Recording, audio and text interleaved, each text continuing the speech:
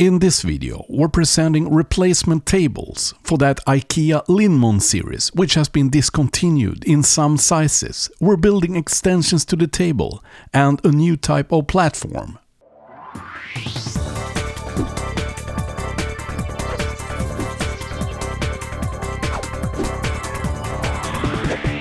Hello and welcome to a video tutorial with Marklinofsweden. Hey, what's happening? Another episode of the Martinstown series, number 14. Yeah, it's actually true.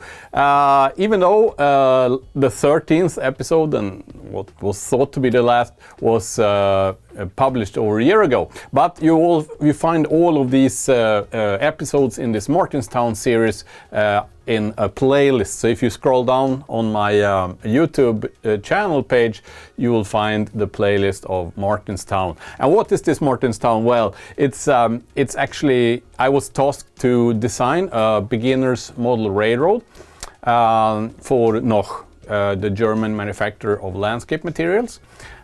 This was made back in 2019.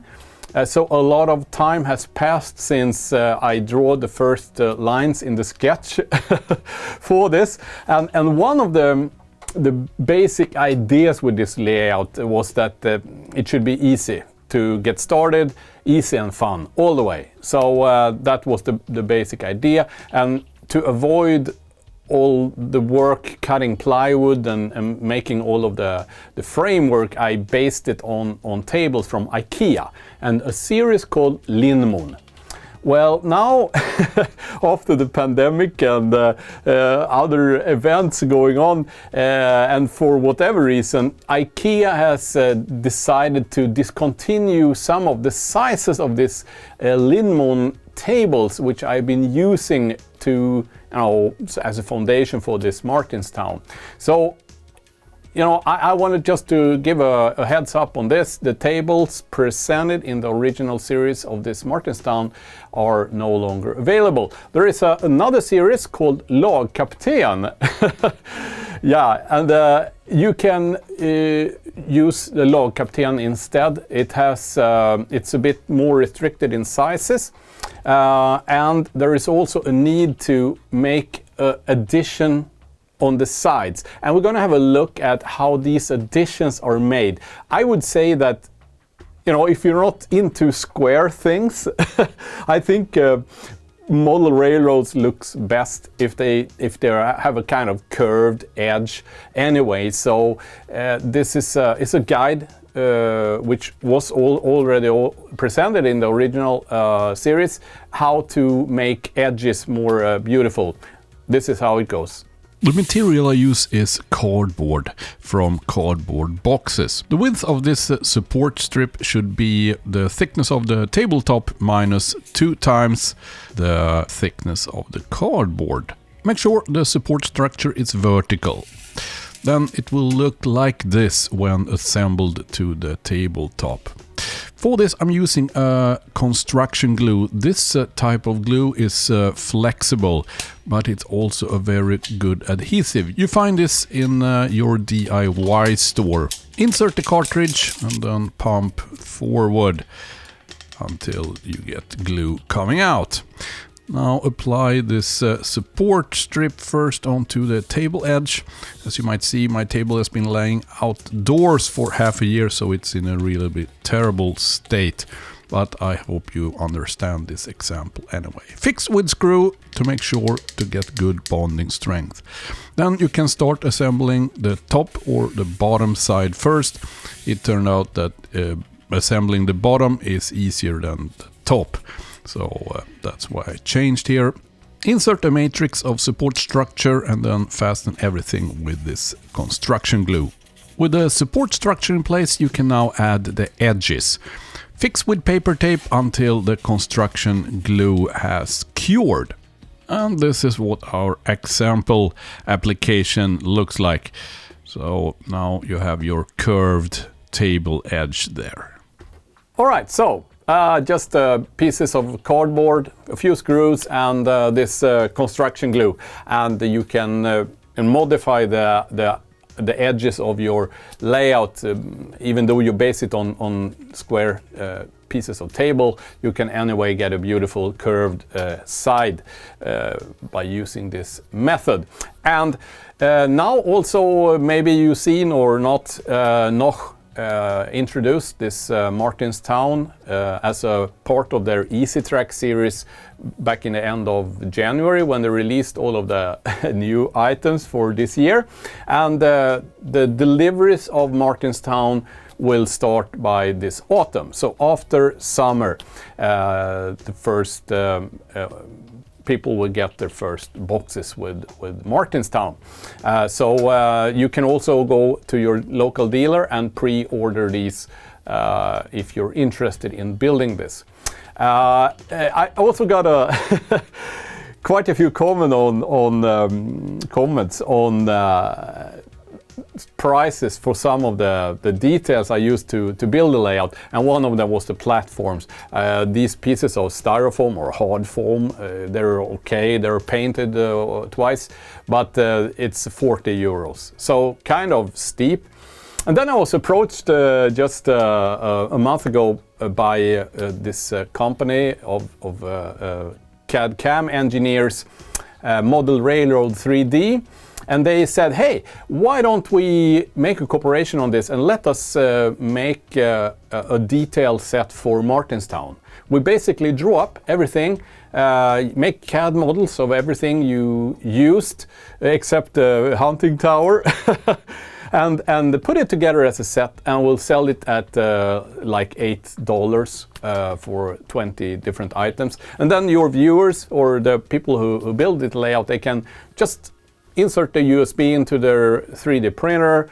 A 3D printer nowadays is like, you know, just 200 euros. So just by printing some of the details, you have, you know, gained that from lower cost items. And so I said, yeah, this is a great idea. I'm putting up a link to this detail set. Yeah, so you can, if you're interested in building it like a Swiss, a beautiful layout style I did, then this detail set is definitely useful for you. And it will save you up to 90% of the cost, especially for the buffers. The buffers are kind of pricey from Marklin or Trix or whatever brand you choose to build this with. And also the platforms. There are platform edges. Talking about it, we can have a walk through what's included in this detail set from Model Railroad 3D. So first have a look at the overview image. You have all the models here, and if you scroll right, we'll look at the different item photos. These are Euro pallets. Pallets is an excellent cargo. There is also a bench, a park bench. You can use it on platforms and stations. And this is a tool shed I used up in the yard. It prints in one piece. All you need to do is to paint it. Same with this garbage bin or recycle bin. Prints in one piece and then just paint, so no assembly. Same goes for the buffer. This is a common Euro style buffer found in most European countries. It snaps in place on the tracks. Paint yellow and then add corrosion. Same with this dumpster. This is a 10-foot dumpster, very commonly present in most industrial areas. And there is also an assortment of wooden boxes. I was also talking about these platform edges to reduce cost and increase appearance. They look like this when they come out of the printer. All you need to do really is to paint them light gray. For that I'm using acrylic paint. So we leave this to dry. This is what they look like after the first layer, so you can still see some of that resin paint. But after the second layer it looks like this, and we're ready for assembly. The platform surface can be either made from styrofoam like here or wood, depending on what you like to work with. But you need to also cover it with putty. This is joint putty, which you find in your DIY store. In some areas also called plaster. When it's dry, you just sand the surface smooth with a sanding block. Here I use 240 grit paper. With the surface smooth, you just paint it in a dark gray color, which is representing asphalt. Now we're ready to assemble the pieces of platform edge to our platform. If you use the ramp, you also need to prepare the section, and I recommend, if you use styrofoam, to grind it or sand it to shape. And then I glue these in place using either the construction glue I used previously or PVA glue, which is equal to Elmer construction glue for you guys in the US. Each of these pieces are 45 millimeters, so 2 pieces 90 and 4 pieces 180. With that done, I fix it with clamps until the glue has dried. Now it's time to weather those edges. First off is a black wash. This black wash contains from 1 drop of black acrylic paint mixed with 9 parts water and alcohol. And once I have it in place, I use a cotton swab to wipe most of that black wash off from the concrete blocks, and instead just leaving it mainly in the cracks or joints in between the blocks. But this also gives a streaking effect, so it's a very good feature. Next off is a white acrylic paint. This is a dry brush, so I've wiped most of that white off on a piece of paper, and then I apply it in vertical streaks to the platform edge like this.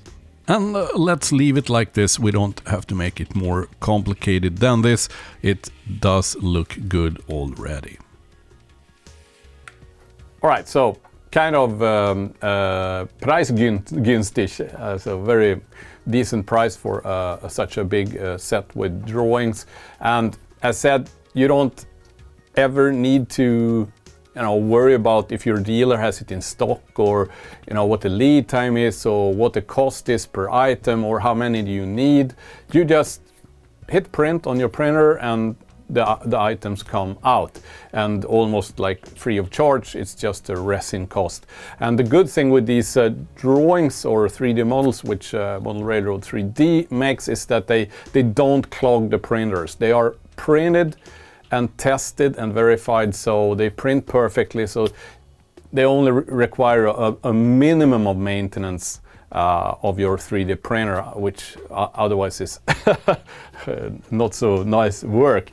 So I would say, since I started with these 3D models instead of the free stuff you can download on Thingiverse or things like that, then I basically never a problem with the printer. It just keeps printing. I pour the resin after a full week through a sieve just to make sure that there are no particles in the resin.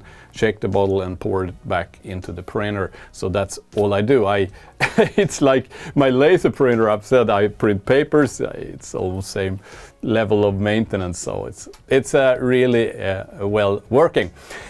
Another question I got is, can you build this layout using N scale? And sure, you can. And there was a guy who already, ahead of this Easy Track system from Noch, already built it in N scale. And I'm gonna have a look at this layout. Oh, this layout is built by a guy in Germany called Carsten Denkler, and I received this video already February this year. This is an N-scale version of the Martinstown. What he did is he has lowered all the elevation basically by 50%. And as you see here, this layout has the same table size as the HO scale layout, and instead of 2 cars you can run 5s. So it's a big difference going to N scale. So sure, it definitely plays out well in N scale as well. Another common question I got after this series of videos is people who's trying to get the grades right. That the straight sections along the platform on the top the main station is not level. It's going up the first up to the center of the platform, and then it's going down directly. So I think I had one track section which is actually level, flat, horizontal, whatever you want to call it, and then it's up and down on both edges. If you don't do this, you end up with very steep grades, especially in one of the tracks going down there, so avoid that. If you buy the set from Noch, this is all done for you, because you just put the blocks, the plastic building blocks together, and you will have the correct heights on all pillars, so very easy. And I don't know if you know, but Martinstown has a own web page which I'm hosting. I'm maintaining that page, so it's not one of the manufacturers, it's actually mine page, and it's available on mrrtutorials.com. So I will put up a link to that web page, so you can click in on it, and on that page I will also update with things like this, new stuff which is good to know if you're building or running this Martinstown. It would be also awesome if some of you who built this model railroad take a picture of your creation and send it back to me at info@mrrtutorials.com, and I will publish your pictures if you allow on the Martinstown webpage. So as a kind of inspiration of what kind of different layouts you can make from the same track plan, really. So that would be a great fun as well.